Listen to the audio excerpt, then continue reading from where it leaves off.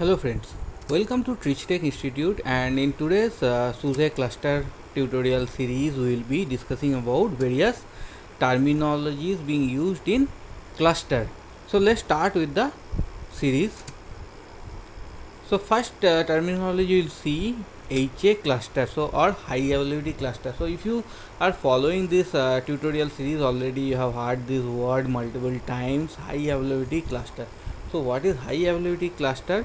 So high availability cluster is designed primarily to secure the highest possible availability of services. So where you have a requirement like your service should be available like 99%, 90% like that, there you can implement this high availability cluster which can ensure your service availability. Then you have another terminology called node. So node is nothing but a machine which can be physical or virtual, and that is a member of cluster and it forms the cluster. And one more thing you need to remember, this node is not visible to the end user, so they just see the service, they don't see the node on which the service is running. Then you have consensus cluster membership, or you can say CCM. So CCM is nothing but which determines which node make up the cluster and shares this information across the cluster. And a CCM model, this module runs on each node of the cluster. So this is the service which decide which cluster to take over the service and all those informations also.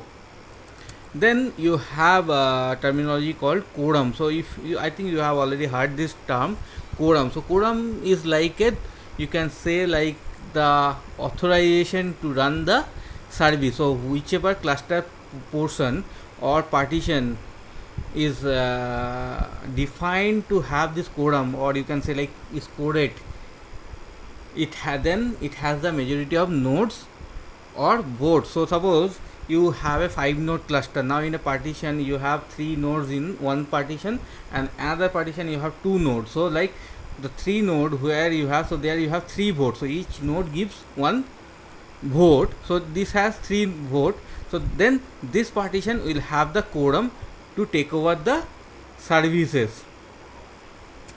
Then you have the terminology called epoch. So epoch is nothing but the version number of the cluster configuration or status. So this number you can see in the cluster configuration, like if you go and you see last LRM configuration change, something like that, this number you can see there. Then there is one more huge like hugely used terminology, that's called split brain. Split brain is nothing but a scenario where your cluster nodes, they get divided into 2 or multiple groups, and each group doesn't know other group exists or not. So it's like no one knows who is active or who is not active. So in that scenario called split brain, in this scenario what happens, so cluster, suppose one group has 2 nodes, another group has 2 nodes, so both of these groups they try to take over the service, and that creates this split brain situation. So fencing is nothing but a mechanism where you try to prevent the access to a shared resource by a isolated or failing cluster member.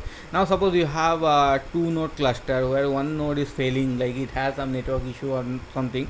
So in that scenario, fencing ensures that that faulty node doesn't have access to the resource like your shared storage and all, and it should not be able to modify those resources, so that they can be only accessible by the active nodes, not by failing nodes. So sometimes in fencing what happens, this fencing mechanism shut down that faulty node to prevent it from accessing any resource. Then you have active cluster. So sorry, active passive. So active passive is nothing but, in this case, one node runs the service and other node wait for that service to take over, but it will not directly take over, it will take over only when the active node fails or you initiate a failover of service. So this scenario calls active passive.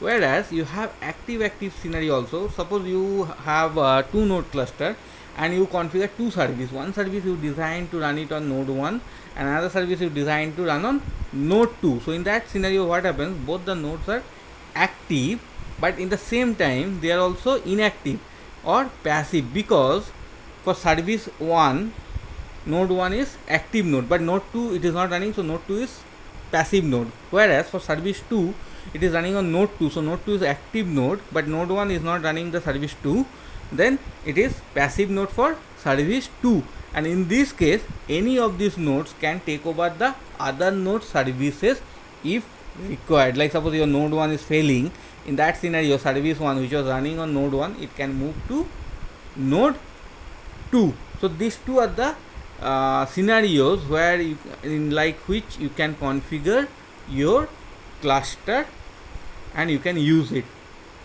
So hope you have liked this short video about the terminologies being used in cluster, and it helped you to understand it better way.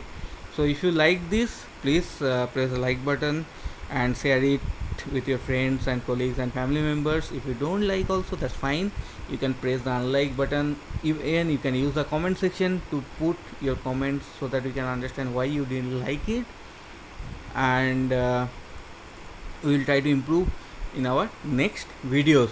And one more thing, if you have not subscribed our YouTube channel, that's TrichTech Institute, please subscribe to it and also press the bell icon so that you get notification about upcoming videos.